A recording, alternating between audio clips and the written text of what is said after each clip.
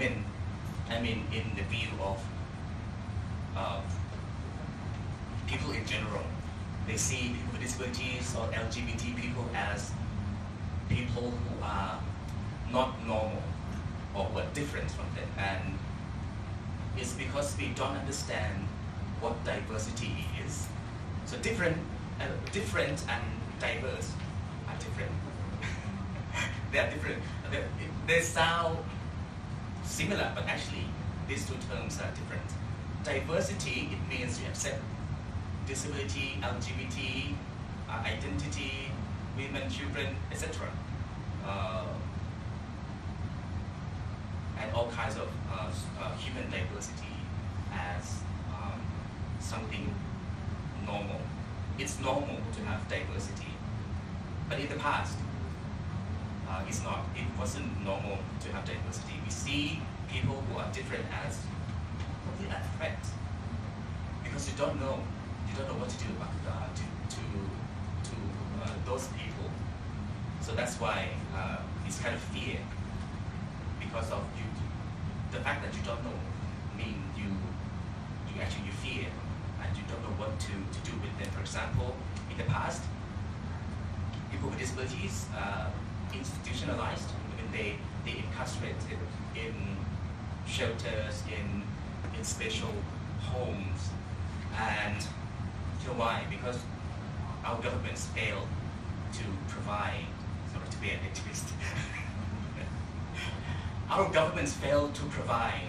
services to these people, so that's why it is for them. It's easier to just keep these people in institutions so that they don't have to do anything. But that's not a good life, right? We want to be free, we want to be independent, we want to live in communities. But in order to do that, we need, first and foremost, is the accessibility. This is what people with disability has been advocating for a long, long time.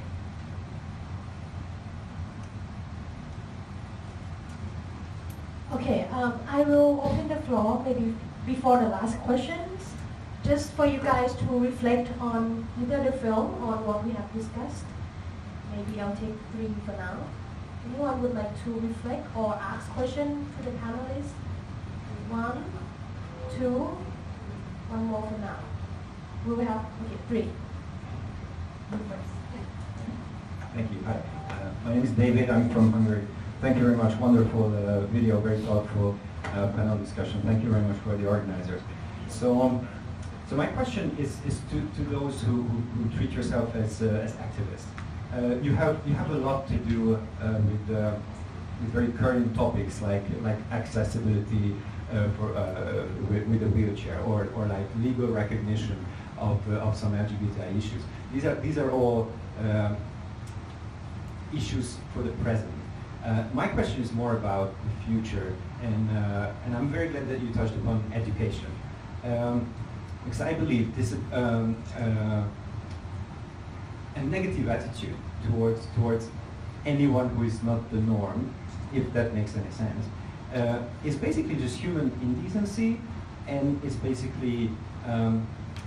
unfairness. If we go down to the absolute instinctive, deepest human attitude, and that is set in childhood. You can't really change adults' thinking,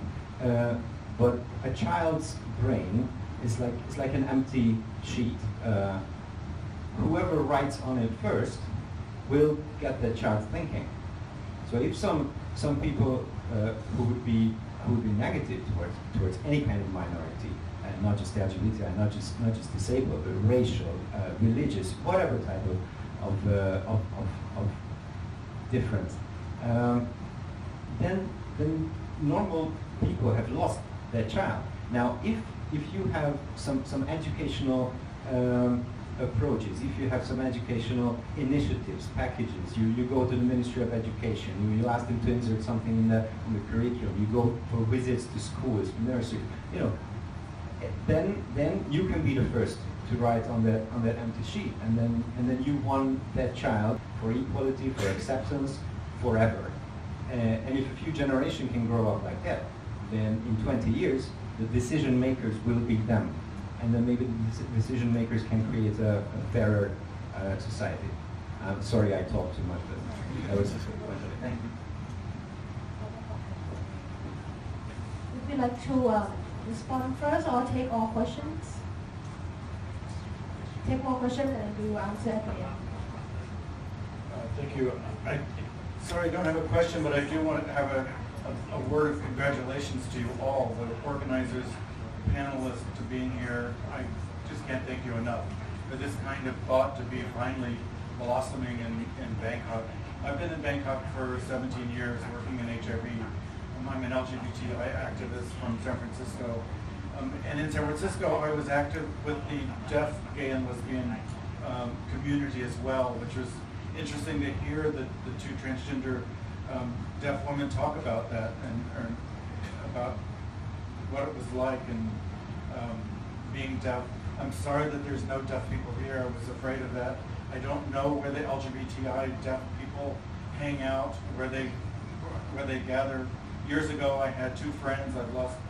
track of them. I know they're there. So, as there are many other LGBTI handicapped persons as well in Thailand. So, I just congratulate you again. I hope you'll let us know if there's things we can do to help support you. And I really hope that this gives birth to something that will continue beyond this. The fact that you've all come together to talk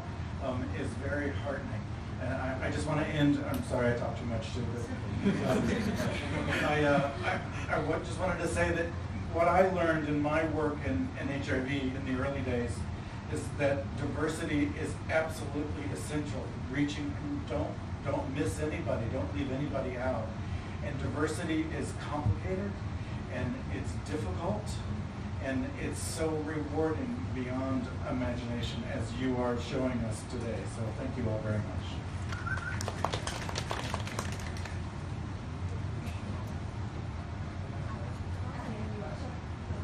Thank you.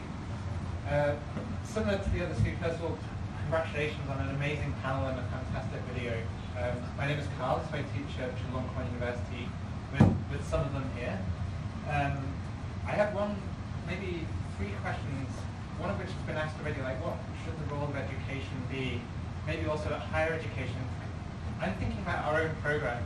and first of all, Sawang has actually physically changed our university.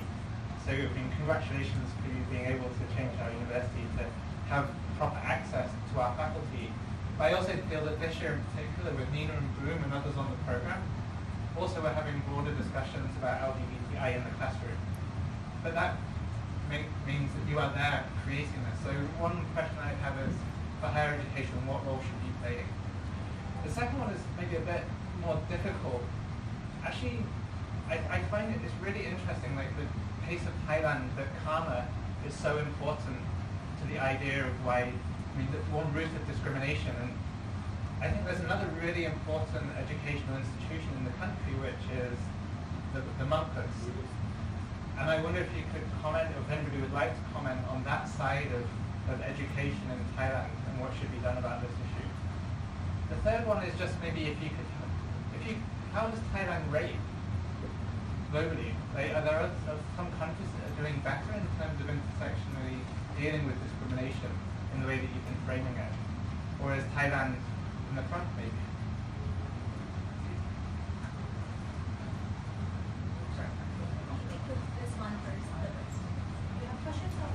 I have a comment that's related. You can speak before. Hello everyone. I'm Irene from the Philippines. I'm bisexual, and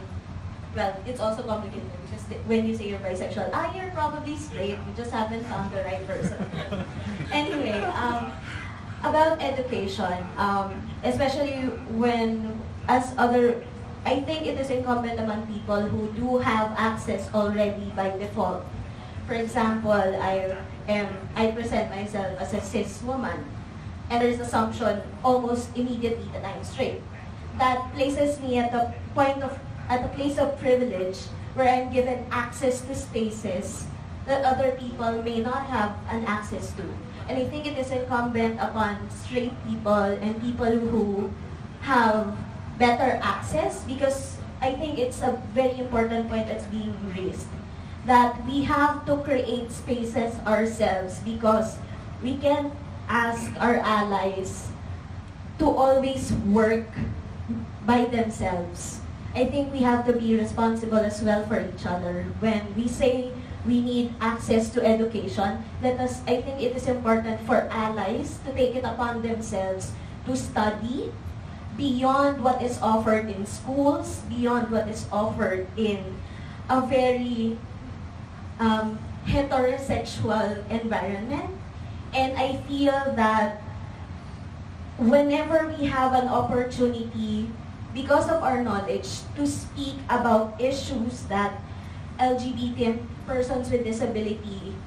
have a more first-hand experience of, we have to also acknowledge that, yes, I know these things, but I know someone who actually lived through these experiences. And I think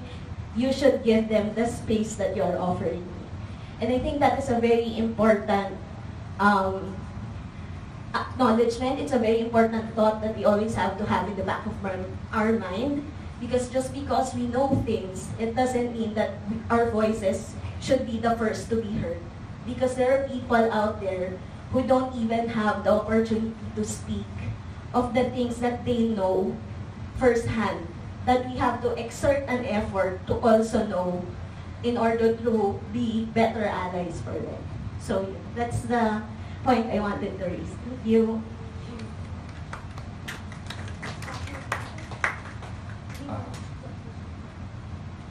Okay, I'd like to respond to the question about education. Yes, I agree that this is the future for the inclusion of people with disabilities and LGBT people, and also those who belong to the diversity groups of human diversity.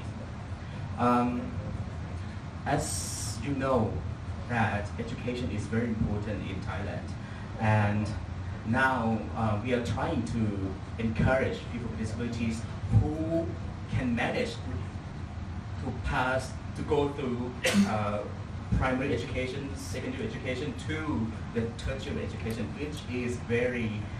limited. I can tell from the statistic recently, last year, the people with disabilities who have access to primary education is 1.2 million, but for secondary education is to 26,000. So that means more than 1 million people with disabilities are missing, so they can't make it through. So that means you can only expect very few people with disabilities to actually can manage to the tertiary education. But anyway, there are people with disabilities now who have good education both in Thailand and in other countries. One of my friends, she's blind, and she has had 7 degrees, 2 in Thailand, 1 in England, and then the rest in America. And she's now working in the Ministry of Education, trying to make a difference for people with disabilities. But as you know, working with this ministry is very challenging. It's very challenging, so you can hardly change things. But anyway, hopefully things will gradually change. Of course, it changes day by day. As an activist or in the disability community, not many disabled people's organizations see the importance of education. This is quite sad, except for the blind. I mean, the blind association is the most advancing. They are the most advanced in terms of access to education for blind people, because they were the one who started education for blind people first in Thailand back probably 60 or 70 years ago. But for other people with disabilities, people with learning disability, people with intellectual disabilities, people with physical disabilities have very limited access to education because for me it's a problem of accessibility. And actually I myself experienced it once when I was 13. I had to drop out from secondary school in my hometown because it wasn't accessible. And it was so hard for me to climb up the stairs every day, day in and day out. So I couldn't tolerate it. So I decided to not to go to school. And then my life changed a lot. And I had to struggle about education for a long time. So I don't want that to happen again. So what we can do now is we want to have universities that are more disability inclusive. And the one that I know is the most accessible one in Thailand is, it's Thammasat universities. They invest like 10 million baht every year to improve the facilities in that university to make it more accessible. But other universities are keeping up, and actually many universities in Thailand now have become more accessible and they accept people with disabilities to study, and this is a good start. So to take it to the next level, I think actually we really have, the university, all the universities in Thailand should collaborate with disabled people's organization more in order to see what we can do to improve the situation. I think we should start with talking first, talk to each other, and then we can see what we can do in the future.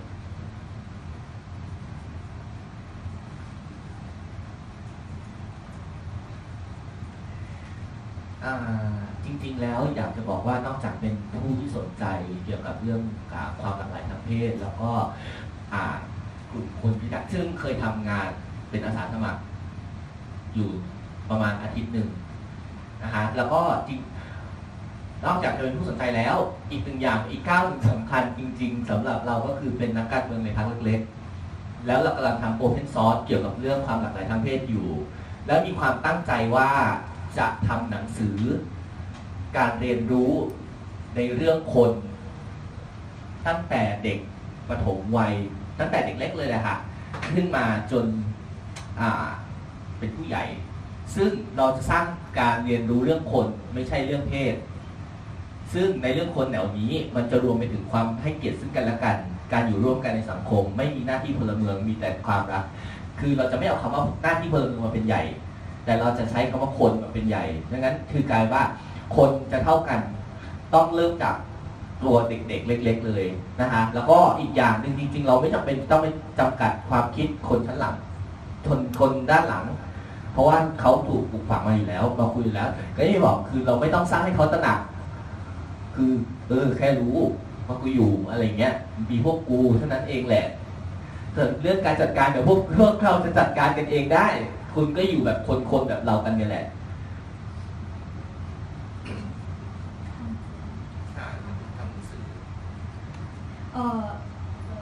apart from being like the activist and a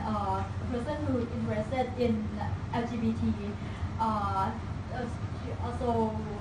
have like, worked in the political sphere,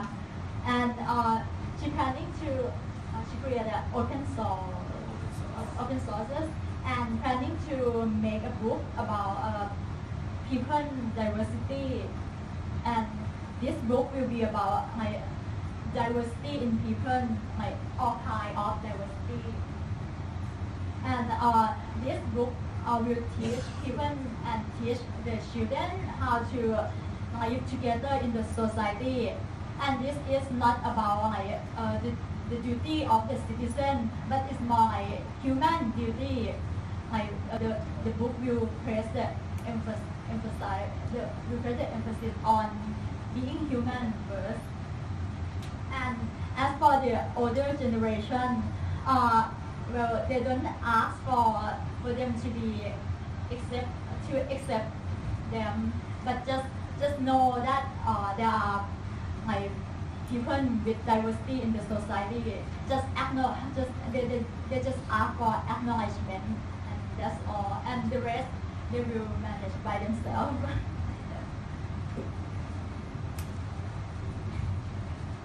เราฟังแล้วเรารู้สึกว่าเราต้องการการเปลี่ยนแปลงเราต้องการการพัฒนาการศึกษาการพัฒนาชีวิตเนาะล่าสุดที่มีประเด็นก็คือสื่อการเรียนการสอนไทยบอกว่า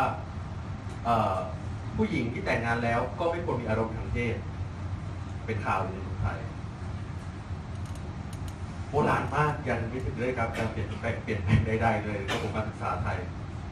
หรือแม้แต่ LGBT ต้องการที่จะเปลี่ยนคนที่เขาหลากหลายทางเพศต้องการจะเปลี่ยน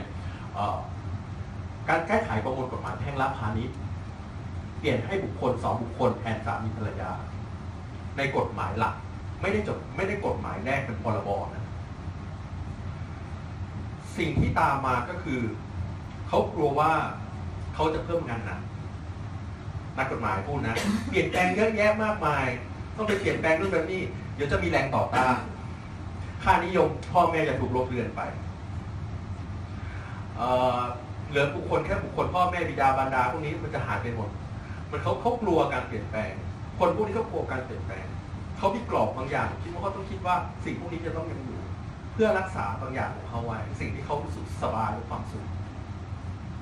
คนที่มีอำนาจตัดสินใจต่างๆเขาอนุรักษ์สิ่งพวกนี้ไว้พยายามอย่างสุดไว้แม้แต่ว่ากฎหมายที่แต่งงานที่ไต้หวันเหมือนพรบเหมือนทุกอย่างกับการที่ไต้หวันเรียกร้องการแก้ไขประมวลกฎหมายแพ่งและพาณิชย์แต่สุดท้ายฝ่ายที่ต่อต้านหรือฝ่ายที่มีอำนาจมาสนับสนุนให้บางกลุ่มเนี่ยลุกขึ้นมาต่อต้านและให้แยกกฎหมายไปเป็นอีกชุดหนึ่งมันคือการเลือกปฏิบัติมันทำให้เราเป็นพลเมืองชั้น2เมื่อกฎหมายแบบเดียวกันทำไมต้องแยกเป็น2 ฉบับเมื่อใช้สำหรับส่วนบุคคลได้เป็นคำถามที่ว่าต้องรอให้คนพวกนี้เขามีประสบการณ์หรือโดนเหมือนเราจริงๆหรือเขาถึงจะเข้าใจเราต้องรอให้มีวันนั้นเหรอแล้ววันนั้นมันจะมีจริงๆหรือเปล่าเมื่อเขาอยู่คนของวัยแห่งความสุขสบายซึ่งมีโอกาสเป็นจริงได้ด้วยความลัคกี้หรือบางอย่างหรือโชคหรือดวงจังหวะเวลาเราต้องซับตัวอีกเท่าไหร่ถึงจะให้เขารู้สึกอย่างนั้นดังนั้นผมเชื่อว่าการจะเปลี่ยนแปลงระบบนี้จะให้มาได้เนี่ยจะให้การเปลี่ยนแปลงมันเกิดขึ้นได้ก็คือให้คนที่เป็นเจ้าของปัญหาให้คนจากข้างล่างฐานล่างข้างล่างขึ้นมาเปลี่ยนแปลงขึ้นมาจัดการปัญหามีอำนาจเพื่อจัดการปัญหาของตัวเองเราต้องกระจายการการตัดสินใจพวกนี้ให้หมดสิ่งที่เราต้องการไม่ใช่เรื่องอะไรที่มันมากมายเลยคือความต้องการขั้นพื้นฐานของมนุษย์คุณอยากจะเรียนทั้งชีวิตการศึกษาตลอดชีวิตคุณก็ต้องทำได้คุณวันหนึ่งคุณจะเป็นผมเป็น LGBT สมมติผมวันหนึ่งผมต้องพิการขึ้นมารัฐก็ต้องรองรับให้ได้ว่าผมจะมีโอกาสและทางเลือกเหมือนและศักดิ์ศรีเหมือนกับคนทุกคนเหมือนกันวันหนึ่ง30-40แล้วผมสมมติผมไปเกิดมาเป็นชายผู้รักชายหญิงรักเพศตรงข้ามผมว่าเพราะว่าผมต้องการที่จะรักเพศเดียวกันในอายุตอน40ผมต้องการที่จะ transition ตอนอายุ40ผมก็ต้องทำได้จะแต่งงานกับใครก็ต้องทำได้รัฐต้องให้ศักดิ์ศรีในความเป็นมนุษย์โดยไม่มีการต่อรองมันคือความต้องการขั้นพื้นฐานไม่ใช่การที่คุณจะมาบอกว่าฐานเสียงเท่าไหร่ล่ะฐานเสียงเท่าไหร่คุณต้องมานั่งล็อบบี้กันคุณต้องมานั่งต่อรองเหมือนต่อรองธุรกิจในศักดิ์ศรีความเป็นขั้นพื้นฐานมันไม่เรียลลิสติกมันไม่สมเหตุสมผลเลยขอบคุณครับ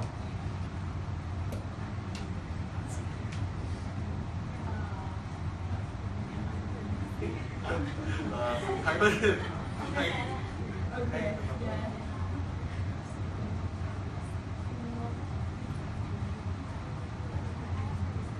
Just 10 seconds.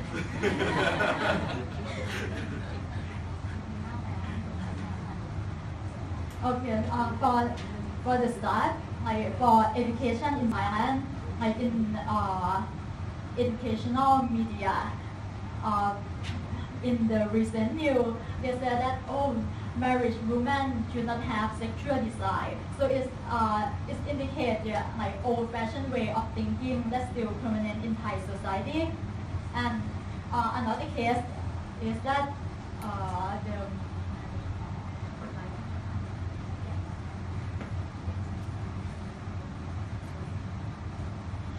Okay, and the movement of legal recognition of same-sex partnership or relationship is the highlighted movement now among LGBTI activists.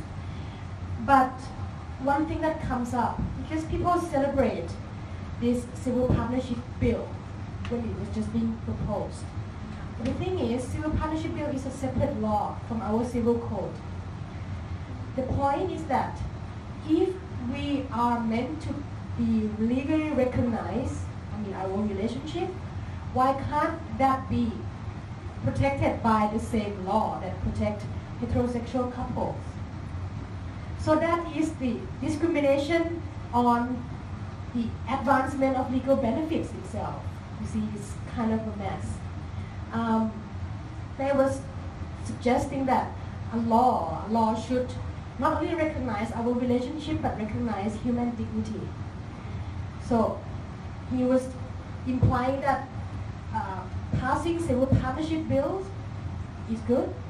but that does not recognize our dignity because we are only getting benefit from separate act, not the national marriage law.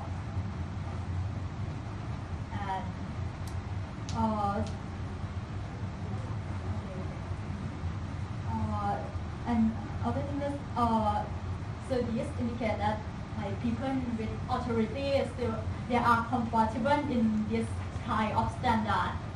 Like so they don't think about people outside of their standard and their comfort zone. So what does it take to change their mind and their thought? So do they have to have the shared experience like people who are minority?